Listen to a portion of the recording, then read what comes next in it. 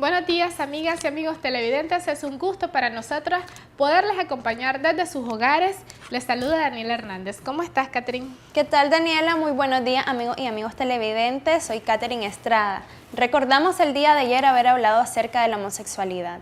Vimos la historia de Atiani, quien nos comentó cómo enfrentó su orientación sexual hacia su familia y la sociedad.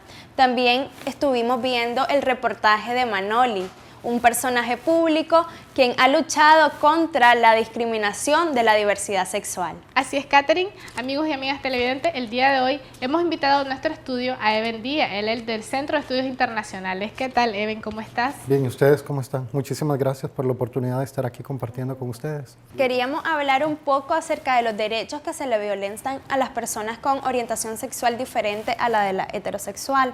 Quisiera nos comentara cuáles son las principales discriminaciones dentro de los diferentes sectores aquí en Nicaragua. Sí, bueno, las personas de la diversidad sexual, particularmente las personas lesbianas, gays, trans, bisexuales e intersexuales, recibimos una carga de discriminación bastante grande en este país, entre otras cosas por los mismos cánones socialmente aceptados, donde no se tolera o no se permite nada que sea diferente o alternativo a la cuestión heterosexual.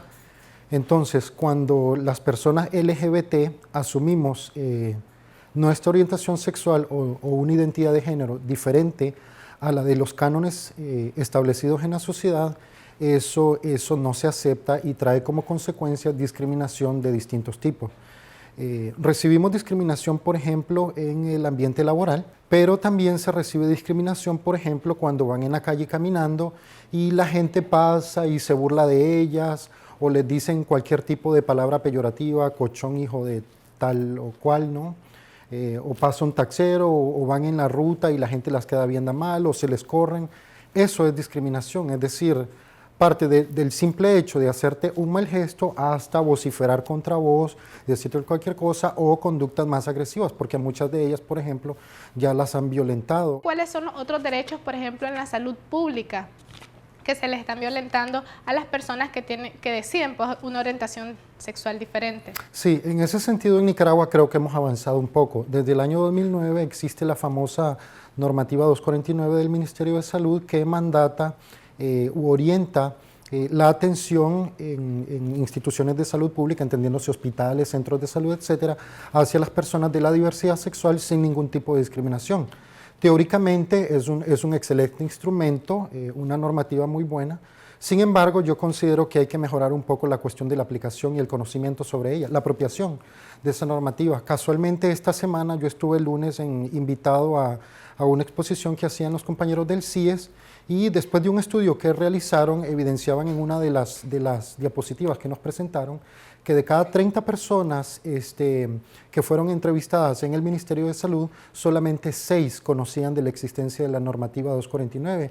Y eso, pues, insisto, es un gran avance el tener la normativa, pero se evidencia claramente por este estudio que se realizó que no todas las personas en el Ministerio de Salud conocen de la existencia de la normativa y probablemente tampoco conocen de cómo aplicarla, ¿no?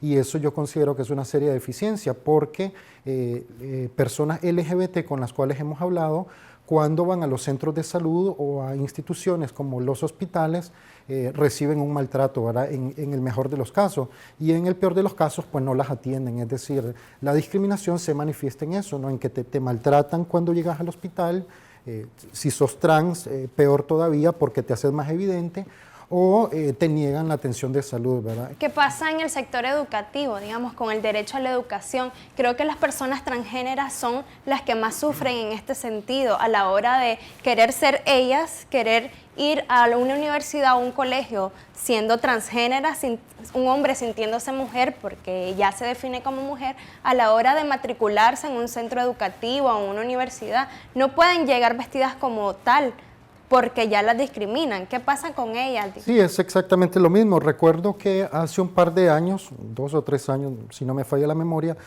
se dio un caso de algunas compañeras de Matiare, Marlene y otras compañeras trans de su grupo, que decidieron continuar sus estudios de secundaria, vinieron al colegio, creo que fue el de Ciudad Sandino, si no me falla la memoria, y al momento de matrícula entiendo yo que las autoridades les negaron el derecho a la educación que según la Constitución tenemos todos y todas las ciudadanos nicaragüenses de este país por el simple hecho de haber nacido nicaragüenses, les dijeron que no podían recibirlas así, que se fueran para su casa y que vinieran vestidas como hombres.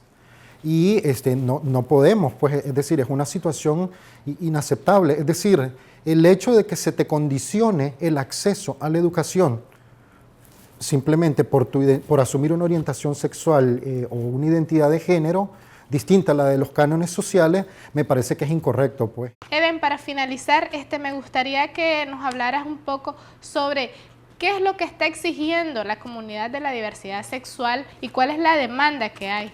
Todos y todas somos seres humanos y por el simple hecho de ser nicaragüense, yo tengo tantos derechos como lo tiene cualquier persona heterosexual. Mi orientación sexual no debería ser un condicionante para tener acceso a X o Y derecho como si fuera algo diferenciado. Es decir, la Constitución indica claramente que todos y todas tenemos los mismos derechos y no por mi orientación sexual no se me puede negar tener derecho a una cosa y otra. Al final, ¿qué es lo que pedimos nosotros? Lo mismo que todo el mundo, es decir, tener los mismos derechos que tiene vos, que tiene Daniela, que tiene Samira, que tiene Marvin, al que tenemos derecho todos, ¿me entendés? Que se nos permita vivir como ciudadanos y ciudadanas dignos en este país, que no se nos maltrate en las instituciones de salud, que no se nos niegue el derecho a educación, que se nos permita trabajar y tener un salario y un puesto de trabajo digno. Es decir, no pedimos ni más ni menos que los derechos de cualquier otra persona.